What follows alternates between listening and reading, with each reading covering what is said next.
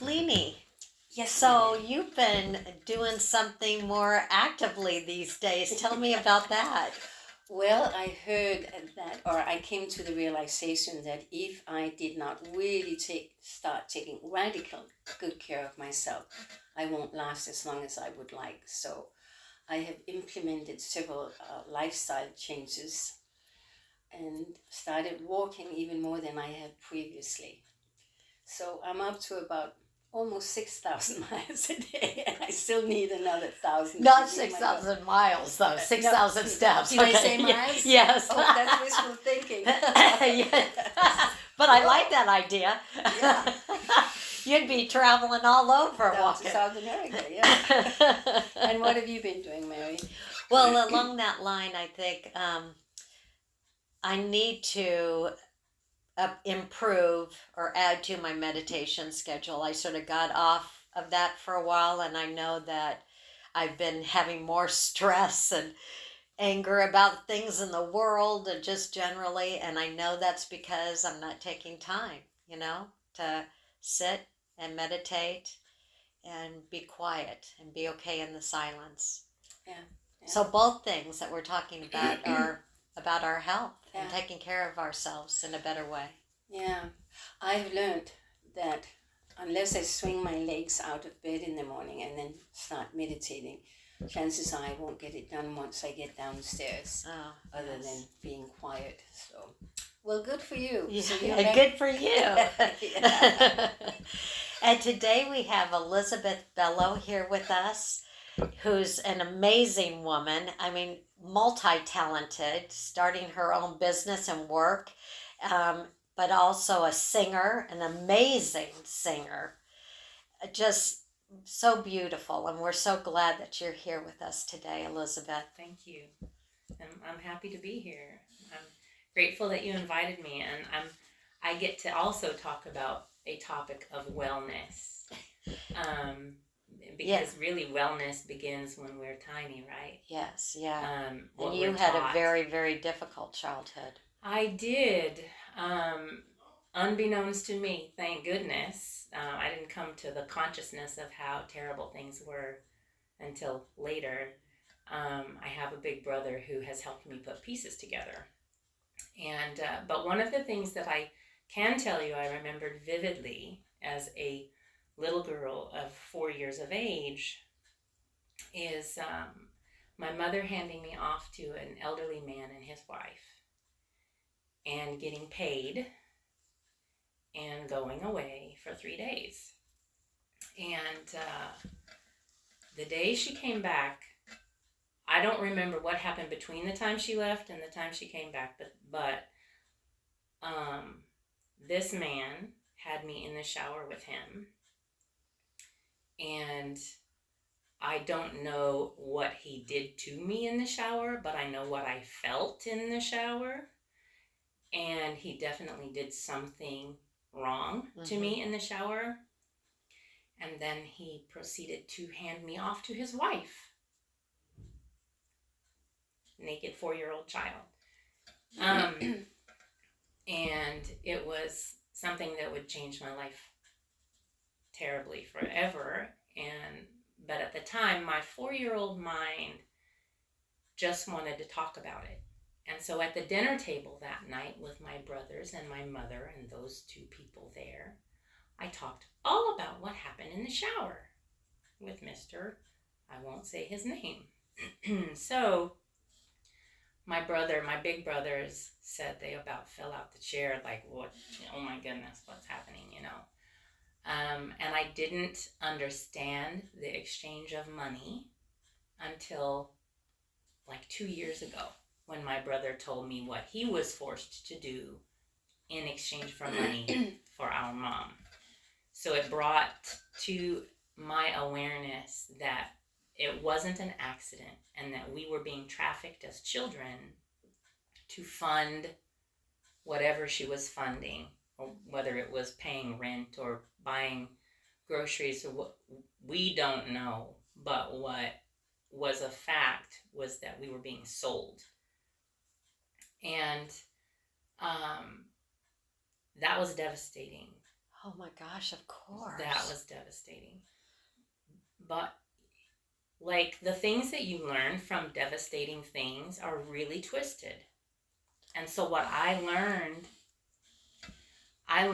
that if you smile and if you act really nice, that you can get a man's attention, and that makes your mom happy, and then she feeds you better. Because there were lots of days when we were just on beans and tortillas at my house, and I learned how to bring them in, and I couldn't tell you at the time why that was important to bring them in, but it was born into me by her insistence that I do that for her. And I can be very grateful that I do not remember years. I just don't remember. Because that's not things that are good to remember. And even that memory that I just shared with you, Mm-hmm. I had buried it for about 20 years. And when it came back to me, I was re-devastated all over again. I mean, I had to go get counseling, and I, was having a breakdown. It was devastating. And so I learned all those things that I shouldn't have learned. I was used for ways that I shouldn't have been used by a woman who really, I don't think she wanted children. I was born into a family of a Black Panther father and a spy mom. And a what? A spy. She was a spy? My mother was a spy. I didn't know that until she passed, or till she was about to pass away in 2019. But there were things that were just not right about the story. How she knew 5 languages but wouldn't let us speak any of them. And she, was hiding things. She was very busy doing things that were not healthy for us children and using us to fund something for her. So she, clearly she had ill intent for children, and I'm not sure why she had 3, but she did. And she didn't kill me. Like, she threatened in certain ways to harm us, but she didn't go so far as to kill us, to beat us with, sticks. I mean, I did get a spanking every day because she found a reason every day to hit me with something. But she didn't kill me. And so she made me stronger.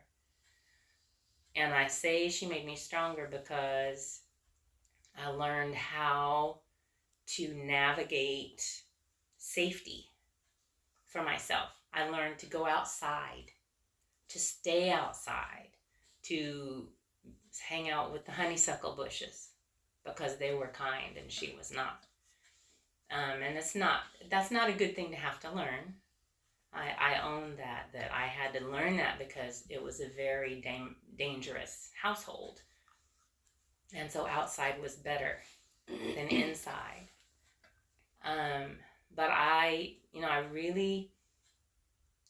learned that I had a friend, and I, at the time, understood that as Jesus. Okay, I was, she had us in a church where they did not like Black people, but I was Black, so I suffered some harm there.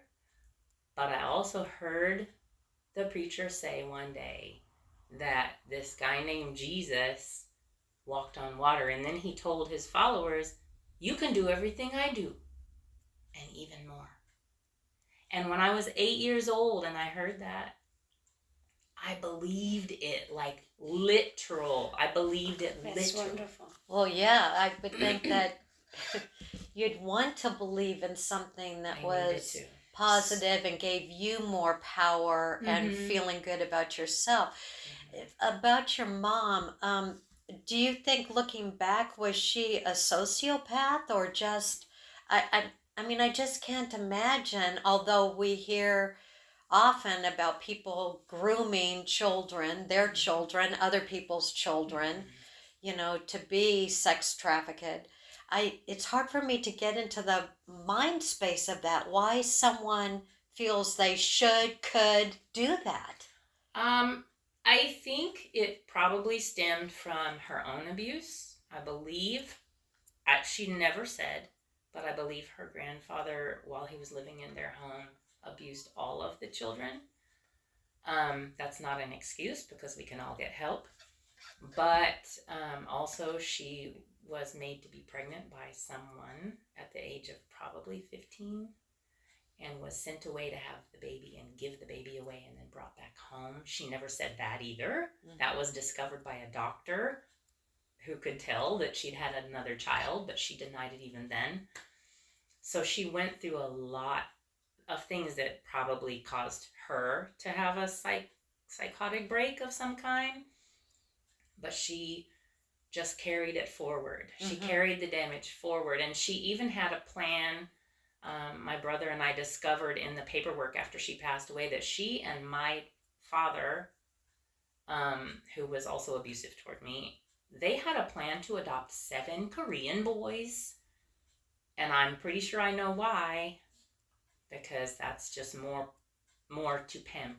Right. More people to pimp. Wow. But that didn't go through because she couldn't even handle the one Asian boy that they adopted, because she had 2 boys and this other boy that they adopted, and she couldn't handle 3 boys, and they sent him back to an orphanage. So, but probably thank goodness, because what would have happened to him? Mm-hmm. It would have destroyed him too. Do you have any recollection of being trafficked more than once? I don't have recollection of the event happening. I know she had me in the laps and homes of a lot of men, and I can't tell you what happened during those times. It's probably for the best.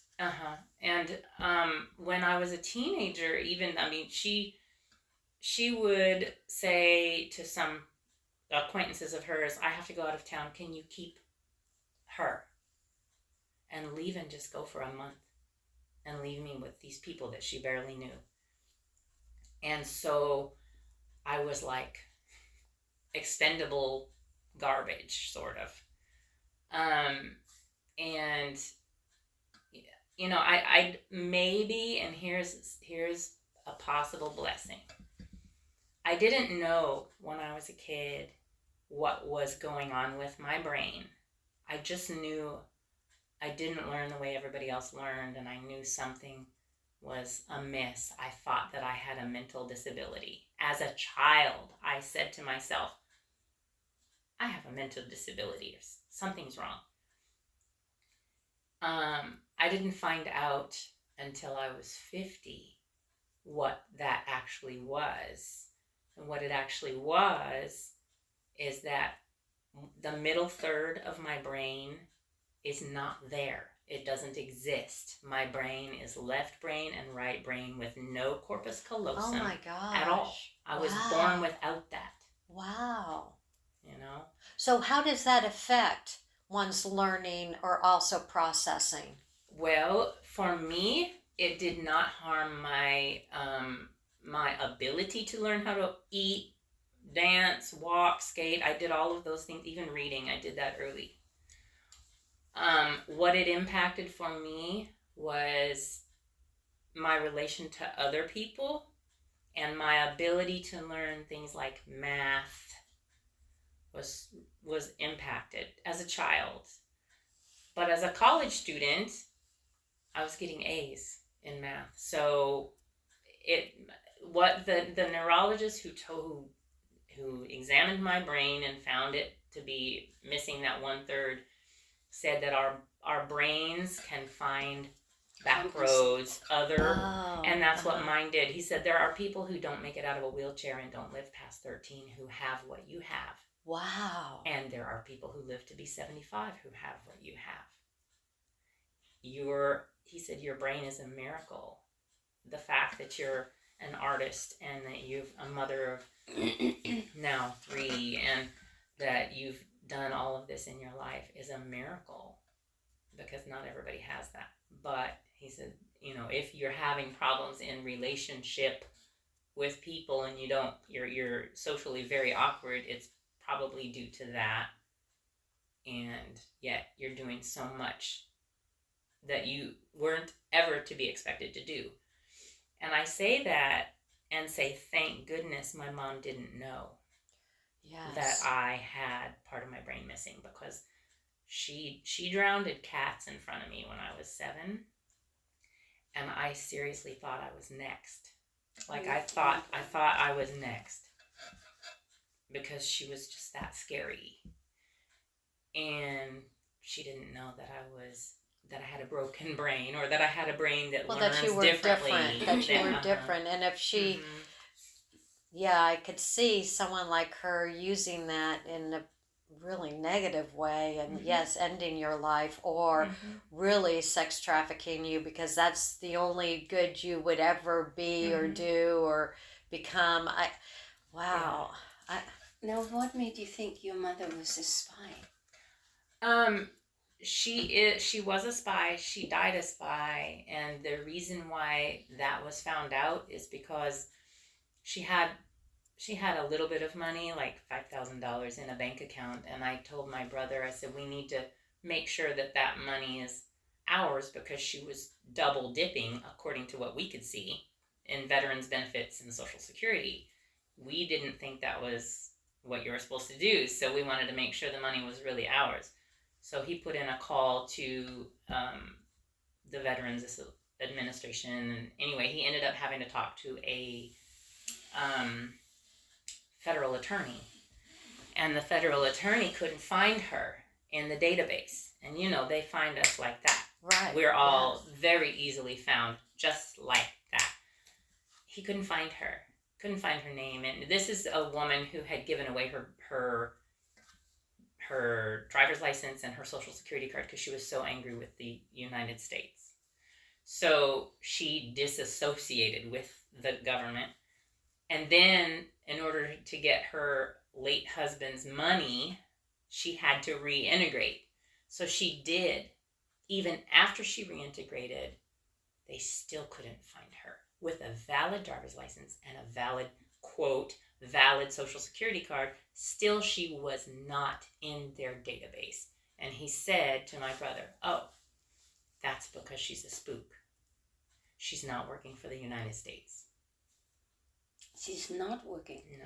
So she was working with another government. Someone, somewhere, some other government somewhere, she was working with them. And I mean, that answered my question as to why we moved. Every 6 months of my life, we moved.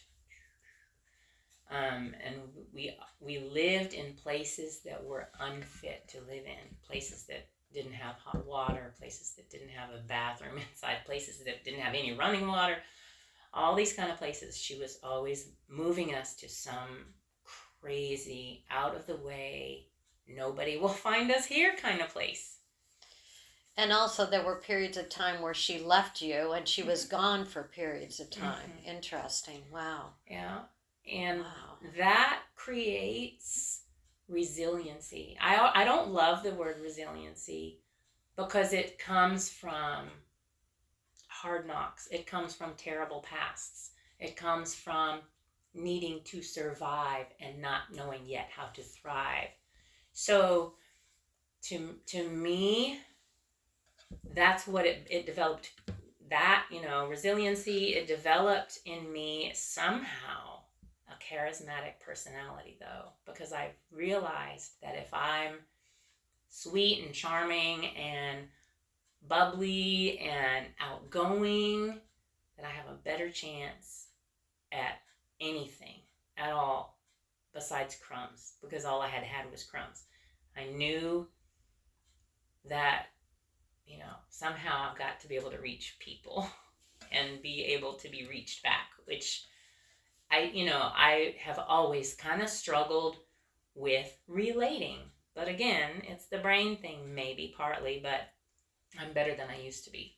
Wow. I don't feel completely alone like I used to feel completely alone. I have a community here, and I acknowledge my community here. You're part of my community here. I have a community in Colorado Springs.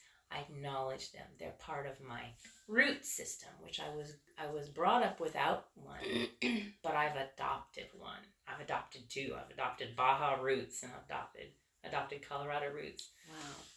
Well, we're going to take a break now, and then we'll be right back.